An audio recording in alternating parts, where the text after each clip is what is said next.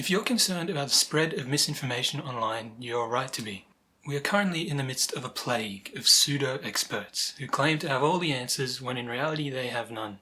Being able to spot these bad actors in the wild is crucial to avoid falling into their traps. But how do you do that? How do you recognize when a popular face is being dishonest? Let's find out. It wasn't always difficult to tell who the authorities within a particular field were, but the rise of social media has brought with it some new opportunities. We'd like to think the word expert means something, but a lot of the time it doesn't. Here is an example of a nutritionist. This person gives advice for how to lose weight, how to eat healthily. Here is an example of a dietitian. This person also gives advice on how to lose weight and how to eat healthily. Emily English is an extremely popular nutritionist with over 1.8 million followers on Instagram. She posts a whole bunch of recipes and a lot of people clearly think she is a positive, trustworthy influencer. Take a close look at her bio and keep it in mind.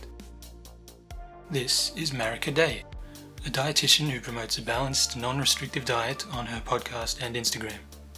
She doesn't have as many followers as Emily, but is also clearly a trusted voice in the space. So which one should you trust? I'll come back to this. Renowned neuroscientist Joe Dispenza is a popular figure in wellness circles. He's claimed that illnesses and injuries can be healed by rewiring your brain using positive thoughts. The latest research in neuroscience says you can rewire your brain just by thinking. It goes without saying that there isn't a heap of evidence for these claims. And it feels a bit mean to me.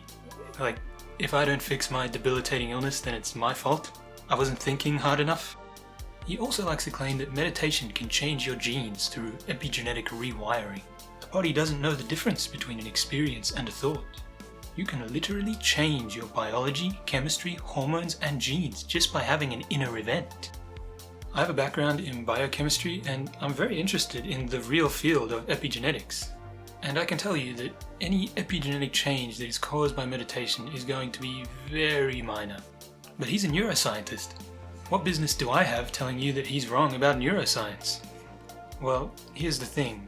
Joe Dispenza does not have any formal education in neuroscience, or genetics for that matter. He is a chiropractor. Yet multiple sources call him a neuroscientist.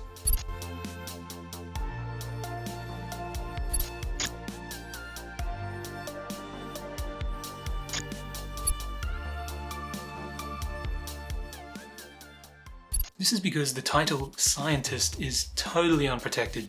Anyone can claim to be a scientist legally, regardless of their education or vocation. And back to my earlier question, dietitian is a legally protected title. You have to earn certain university qualifications in order to be allowed to call yourself one. You also often have to abide by strict guidelines with regards to the advice you give in order to maintain the title. If your advice isn't up to the standard of the regulatory body, you might get booted. Nutritionist, on the other hand, is totally unprotected. Anyone can call themselves a nutritionist regardless of their qualifications. But I think nutritionist is a catchier term. You see a lot of influencers who call themselves nutritionists, but are actually registered dietitians or researchers with doctorates in nutritional science. Emily is an interesting one. When I was researching this video, I found a bunch of sources calling her a registered nutritionist, which, as the name implies, means she has registered with a regulatory body in the United Kingdom where she lives, like dietitians in the US and Australia have to. She even calls herself a registered nutritionist in an old Instagram post, but her bio just says Bachelor of Science in Nutrition. And if you go to the Association for Nutrition website and search her name, nothing comes up. I don't know why she isn't registered anymore. Maybe it has to do with her promotion of collagen and magnesium supplements, which have questionable bodies of evidence about their effects. Or maybe she just couldn't afford the annual membership fee. Yeah. But regardless, dietitian is protected, nutritionist is not. So I would probably put more trust in the dietitian to have my best interests at heart. But there are also ways for these fake experts to gain access to legally protected titles.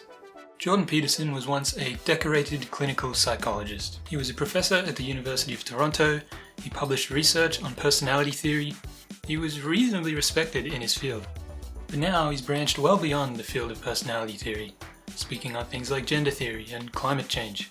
If you believe the carbon dioxide climate catastrophe narrative, you could make a case that it's ethically required to impoverish people if you could demonstrate that that impoverishment actually produced, let's say, a decrease in carbon output. But that certainly isn't what's happened in Germany, since Germany's gone madly green. In fact, their energy production is much less efficient than it was 10 years ago, and it's 5 times as expensive, and it pollutes far more. He speaks with such certainty, stating numbers without so much as a stutter, as though he knows them by heart. But he isn't being entirely truthful. Germany has decreased their greenhouse gas output nearly every year for the last 20 years. The blip in 2021 was caused by the economic rebound coming out of COVID. And renewable technologies are cheaper than gas, coal and nuclear, even in Germany. He did get one thing right: the average German household is paying more for energy in recent years. But there's a pretty obvious explanation for it. Only half of Germany's energy comes from renewables at this stage. And I'm not sure if Peterson is aware, but there's a minor disagreement going on between 2 of Germany's neighbours currently, one of whom is a major exporter of oil and gas. Germany's high power prices aren't a failure of renewables, they're a warning about fossil fuel dependency. It's not hard to see why Germany wants to be rid of their reliance on Russian imports. You know, and complaining that I'm not a scientist, and bloody well I am a scientist, by the way. I have 100 scientific publications, and that's a lot. And I can read a scientific paper and understand it, unlike those who are accusing me, or the people who sit on the college, by the way. This quote right here is what this section is about. Is Dr. Jordan Peterson a medical doctor? No. Has Dr. Jordan Peterson ever received any formal education in climate science? No. Is being able to read a scientific paper enough for you to disregard scientific consensus and claim that you and only you know the real truth? According to Peterson's supporters, yeah, he is a psychologist. His doctorate is in psychology. All of his publications are in the field of psychology. He knows nothing about climate science, yet he speaks on it as though he has the authority to defy every researcher in the field who has devoted their life to it. This using his credentials in one field to bolster his opinions in another field is called borrowing legitimacy. And it's a staple in the fake expert plague. But surely you can trust someone whose credentials actually come from the field that they're speaking about, right? Well, you may recognize this cardiothoracic surgeon turned celebrity TV personality turned professional grifter turned administrator for the Centers for Medicare and Medicaid Services, Dr. Mehmet Oz. His title isn't just for show, he was formally trained as a doctor. He got his first taste of fame on the Oprah show, and he liked it. He then starred in the Dr. Oz show, where for 13 seasons he repeatedly pushed miracle weight loss supplements. So the diet aid is sage leaf tea. Diet aid here is alpha-lipoic acid, ALA. So the dietary aid at snack time is the maitake mushroom extract. These promotions led to what was called the Dr. Oz effect, where net sales and internet searches drastically increased immediately after a product was featured on his show. He also promoted astrology as a provider of medical insights, and hydroxychloroquine as a COVID cure before ascending to a governmental position courtesy of his mate Donald. And he's actually admitted that a lot of the claims he made on his show weren't supported by evidence. But why would an accomplished surgeon throw away his reputation like this? The answer is pretty simple. His show received enormous amounts of money to run ads disguised as medical advice, and he owned stock in the company that produced hydroxychloroquine. Dr. Oz has an estimated net worth of $100 million. Good luck making that kind of money as a heart surgeon. He may have had medical credibility once, but he has long since cashed that in. But in order for misinformation to be profitable, someone has to believe it. Why does that happen? Who are these fake experts targeting? You'll often find that pseudo-experts speak with total, unshakable confidence in what they're saying. World why I've destroyed absolutely everybody in any debate ever. I say things that they know are true and that they agree with, but I say it in a way that angers them emotionally, and they get caught up in their brain because they're saying, he's saying the truth, but I'm pissed off by how he's saying it. So I want to argue with him, but he's right. They don't leave any room for uncertainty. Contrast that with how an actual expert speaks.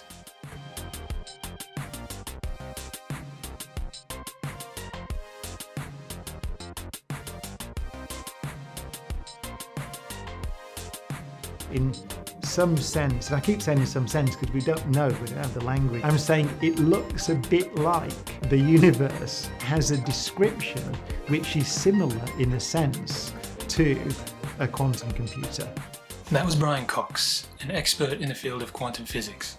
Did you see how many disclaimers and qualifiers he used? This is a topic that, in my opinion, he personally believes, but he knows that the evidence isn't necessarily there to support it. And he is so conscious of saying something that is not empirically supported because he knows that his reputation as an expert in the field means people will take what he says as truth.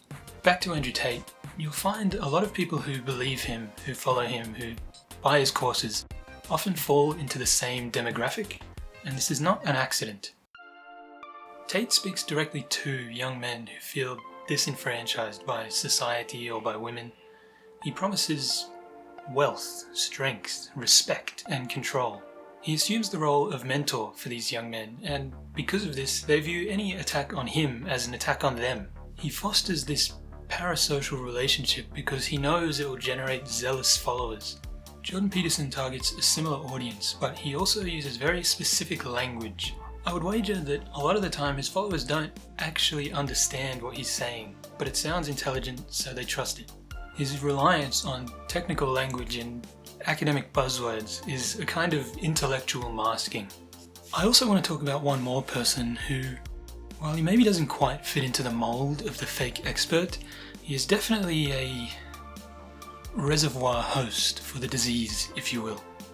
Joe Rogan's podcast frequently platforms fake experts with fringe ideas. Joe himself repeatedly states that he's not an expert, which means he's not totally equipped to challenge his guests when they make questionable claims. And fans of Joe's tend to say that he's not pushing any position, he's just trying to give both sides of an argument the chance to speak. This is a noble goal, in theory, but it assumes that both sides of an argument are equal. When it comes to issues like COVID or climate change, the overwhelming majority of research and researchers are totally in agreement. So doing an episode with a scientist who doesn't believe in climate change, and then doing an episode with a scientist who does, isn't painting a fair picture of the debate. It's amplifying a fringe opinion and suppressing the consensus. But that's what I wanted to get to. So let's say we all agree that global warming is real. I don't believe it's real, okay? So I can't sit here. But here's the question, but why have a belief? Joe might not be as insidious as some of the other people that I've mentioned in this video, but I still think he warrants discussing. Both Andrew Tate and Jordan Peterson are fantastic at turning criticism into fuel. If I get censored, then you know why. They are trying to silence me. They don't want you to know this. They position themselves as the underdog. They align themselves with people who already feel alienated, or distrustful of institutions, or powerless in their lives. Fake experts make you feel smarter, and when you're already lost, angry, or alone, being told that your struggles aren't your fault is a lot easier than introspection. Knowing which tactics they use is all well and good, but how do you actually recognize and avoid pseudo-experts online? Well, taking note of the red flags we've discussed in this video is step 1. If they're always clinging to a title, Google it. Find out what you actually have to do in order to earn that title. If they really lean on their credentials but don't show you their actual work, Google them. They might be borrowing legitimacy. If they hate being fact-checked but love telling people to do their own research, go ahead and do your own research on their claims. Be cautious if they always use big words. Bonus points if they rhyme with Brontum. And the biggest red flag of all, are they trying to sell you something? Here's a couple of online tools to help you out. The Center for Scientific Integrity runs a website that's great for double-checking the research history of a scientist. Google their name plus Retraction Watch. Retraction Watch tracks studies that have been retracted. Often this happens because of fraud or using fake data, plagiarizing others' work, making major errors in their research, or serious ethical violations. And if someone is referencing a study about something, you can use Google Scholar or Scopus to find it. Just type the title into the search bar. If you can't find it in one of these search engines, it probably means it hasn't passed peer review yet, which means you should take it with a grain of salt for now. And there's a little technique you can use if you're not sure about the veracity of someone's claim. If you've got the time, try to find the claim from 3 different sources that don't repeat each other. If the only people reporting something are all quoting the same dude on Twitter, it's probably not trustworthy. We can stop the spread of this plague. If someone online is making a big claim that goes against consensus, check their credentials. Don't accept anecdotal evidence as universal truth. And if someone you know is falling into the trap of these fake expert grifters, show them the light. But do so with empathy and understanding, not shame. The people most likely to fall for these tricks are vulnerable, and aggressively correcting them will just push them further away. Not every confident voice is an expert, and not every expert deserves their title. This plague of misinformation online spreads further than just the influencer space. It affects journalists and scientists too. In a previous video, I explored this and how it leads people to think that medical breakthroughs are disappearing due to some conspiracy, and how they might not be wrong.